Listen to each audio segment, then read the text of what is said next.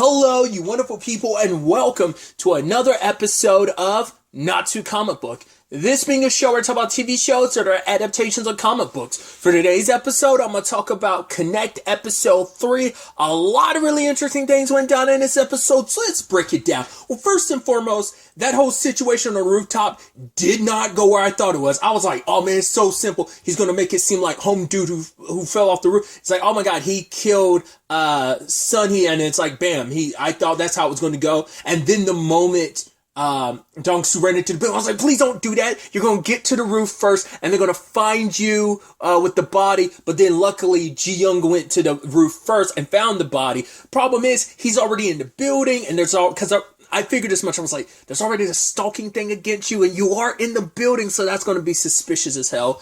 But the only reason, once again, it's that complicated thing where he still doesn't know what Jin Seop's face looks like. He just recognizes the coat he put over her, over Sunny's face, and he follows him into the bathroom and starts like harassing another guy. But then he's like, "Oh, I know you're in here, you murderer, you corpse artist," and tries to like climb over the bathroom stalls. Which I was like, "Huh." That's obviously not how bathroom stalls are, like, not that low in, that high in America. I was like, oh, that's so interesting.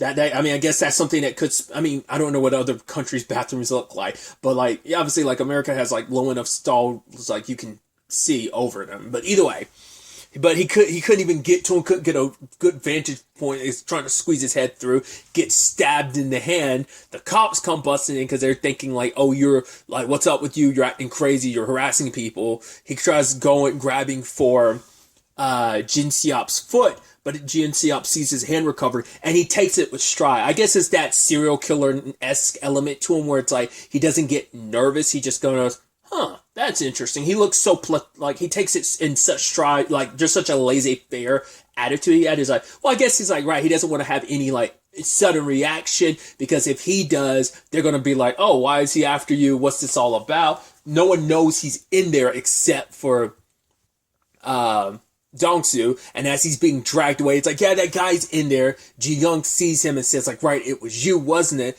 Pulls off his eye patch, freaks everybody out, so they end up. But I do appreciate that one cop had the decency, but I mean, he had the decency to put Dong-soo's eye patch back on. But the argument could be, he just did it because he didn't want to keep looking at your missing eye and everything. So luckily, Irong shows up and she saves him. It's like, I love that apparently she, like, I guess locked the lady in the bathroom or some closet or something, took her clothes and her badge and just like casually strode in there. She's quite, as we learned specifically in this episode, how like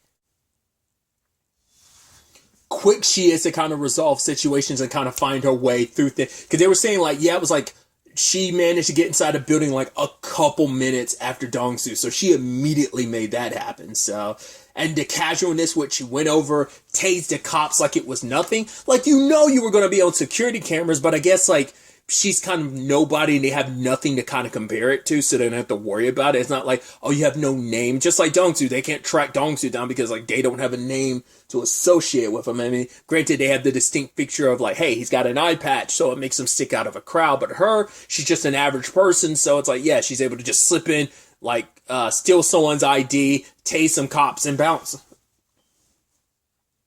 But the detectives show up after everything, and they don't believe Dong-soo did it because they're like, right, he's entering the building here, but Home Dude had already fell from the building at the time, so there's no way he could have done it. And then they're like, yeah, but looks like he's looking for someone, because now it's all the talk about, like, oh, he was stalking, it specifically is Ji-young who's spreading this, because it's like, right, this guy was, like, stalking, Sunhee, but she's kind of like removing the whole, well, he acted like he was looking for someone, but the argument could be like, that could have just been an excuse so he could get close to Sunhee, but he kept being like, oh, wasn't there a guy away in front of you? Like, it's never crossed her mind, like, right, Sunhee wasn't the one. None of them realized Sunhee wasn't the one he was looking for. It was obviously Jin Seop. But what I thought was really interesting Two is, well, Detective Choi had a nosebleed when he saw Irong's in the surveillance footage. But, because, I mean, it makes sense because she's a lot more well versed in this stuff than everyone else, but we'll get to that in a second. I loved his kind of sort of interrogation of Jin Seop, as Jin Seop is the one kind of trying to figure everything out. He's like, what did he mean by that? How did he know that I was the killer? And he's just like, right, I stole something from him. And in that moment, he was like, the eye? He's like, there's no way that could be. But then he was like, maybe. Because I forgot to talk about that. He figured it out on the roof that he was like, wait, like the pain in my head and my eye only happens when that song plays. So he's like, is it the song? But he's like, oh, it's so absurd. It's like the guy's missing an eye. Is it? And he was like, the transplant. He started piecing it together himself.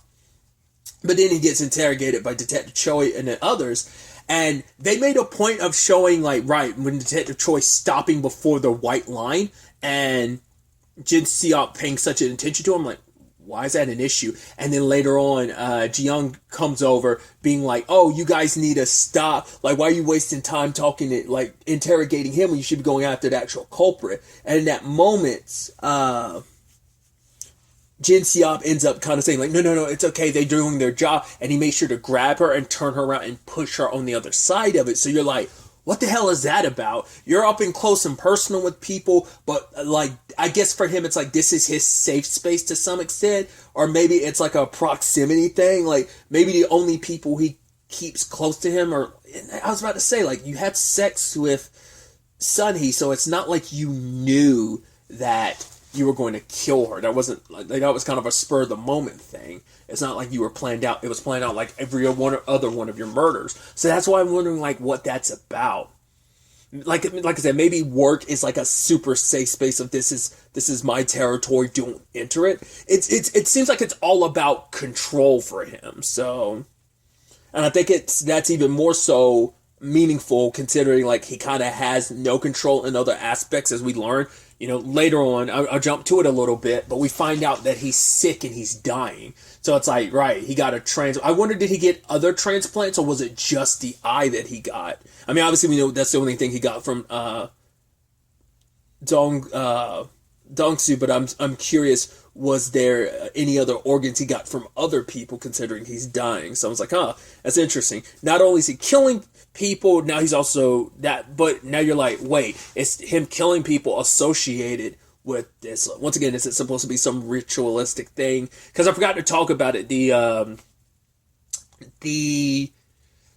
Oh god, what was it? The astrology lady from last episode referenced Lucifer and the whole fallen angel thing, and it seems like that's part of, like, this motif of why he, like, his killings and why they are the way they are.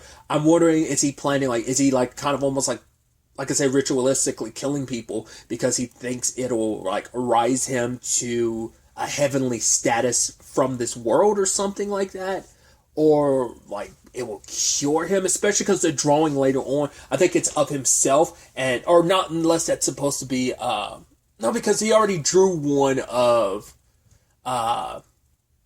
Dongsu, so it's like, right, is that final one supposed to be him? Like, after it's all said and done, because the head was open and there was stuff coming out. It looked like it might have been a crown. I might be misremembering. I don't know if it was like a crown or whether that's supposed to be the tentacles coming out of, like, the tendrils coming out of Dongsu's head or whatever. We'll kind of circle back to that, but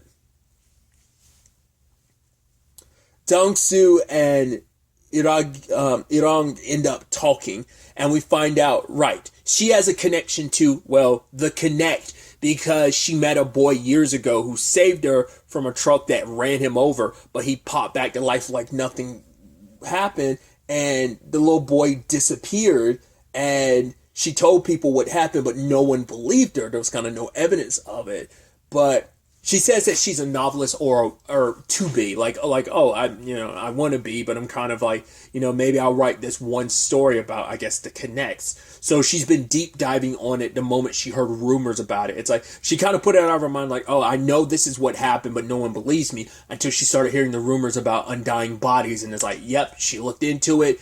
The guys that are after, Jeong Dong Seo is she said something interesting where she was like, right, these aren't just like organ traffickers. It seems like there's like a higher organization, but the people after you specifically are organ hunters. Obviously, they get paid based on all of that. So I don't know if everyone else in that is like organ hunters or like because the whole what's the guy's name Minsuk like him he might be just part of like the organ traffickers and the people that got tased last episode are just them organ hunters. So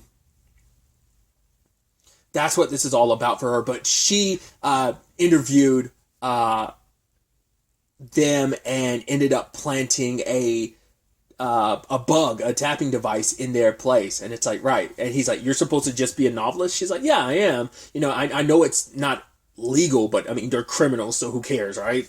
So she even gives Dong-soo shade. She's like, right, they're looking for a man with an eye patch. Just put shades on instead. You know? And it was almost, I think there's a part of her that's, she's so fascinated with all this, where she kind of stares at him with his eye missing, because everyone else has that very jarring reaction, but she doesn't, because I think she marvels in, like, all that he is. You know, it's like, wow, that's kind of crazy. And, you know, it's like, here, put these shades on. So she continued listening into her tap, and that's how she found out, because they found out, like, damn it, we gave a Connect's body part to this bastard and he's dying already. So it's like, oh, that's how she found out about Jin Seop is dying. But they found her device and they know she's the one who planted it. So they're like, right, there's only one person that's been over in this area recently. It's like, oh, the lady being like, oh, she has to charge something. She must have put this tapping device here. We need to find her, because she was pumping us for information about Connects. Maybe she knows a lot more than we think, considering the fact that she's bothering to tap us. So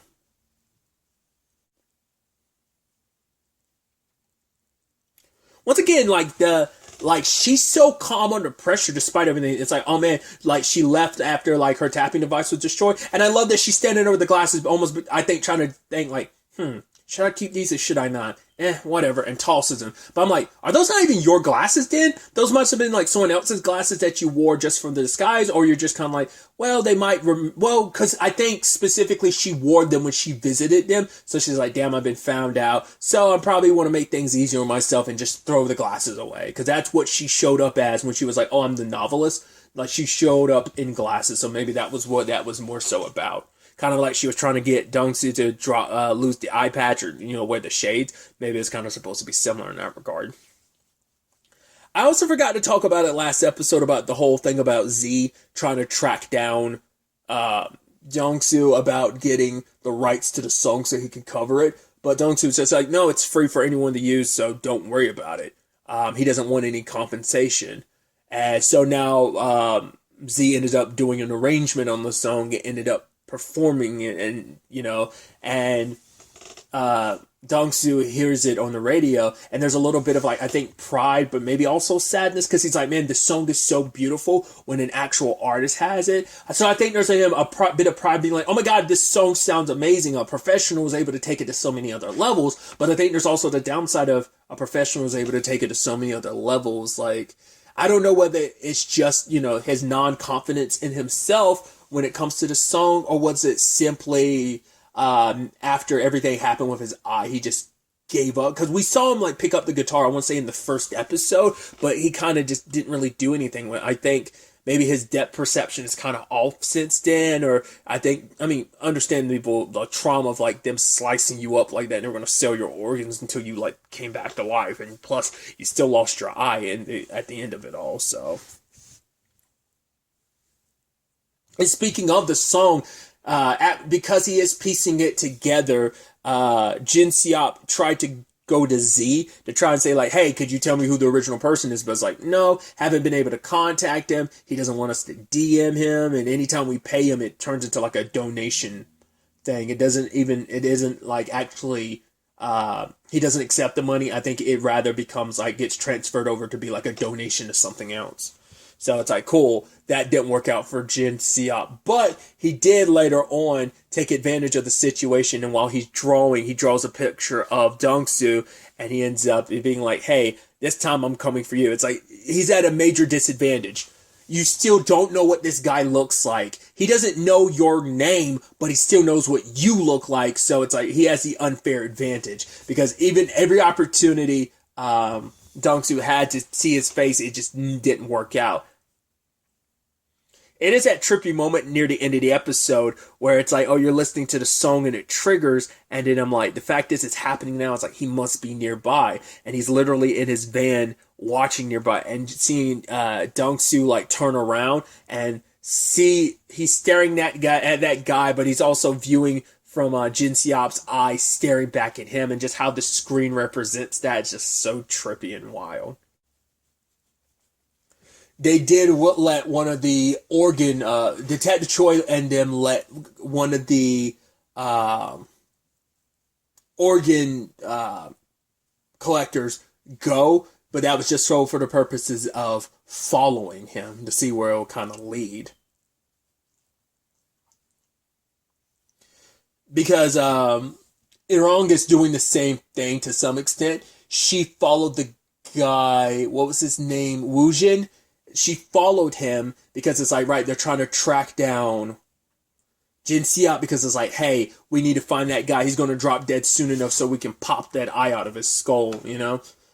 Sell it, you know, it being a connect and everything. Which, obviously, I talked about it earlier. Learn more about them, but I'm curious how many... We at least know there's at least one other, but who knows how many other connects are out there. And obviously, like, these organ donors and... these not organ... Oh, I said donors, Jesus. These organ traffickers and hunters know about connects, but not... it's still not publicly known, so... We have no idea... where this all, how many there are. I'm about to say where this all stems from, but Iran references a pharmaceutical company. It's like, yeah, it's the biggest in the country. I'm like, wait, is this like a pharmaceutical experimental thing that went wrong? Like, is that what this is about? Because I'm like, because she referenced the pharmaceutical business, and that's what it ends there. Because she's saying like there's a connection there, but I'm like, what is that about? Did they accidentally create connects and they're trying to keep that hush-hush? Do they know? Are they aware that they did that? Maybe, maybe not.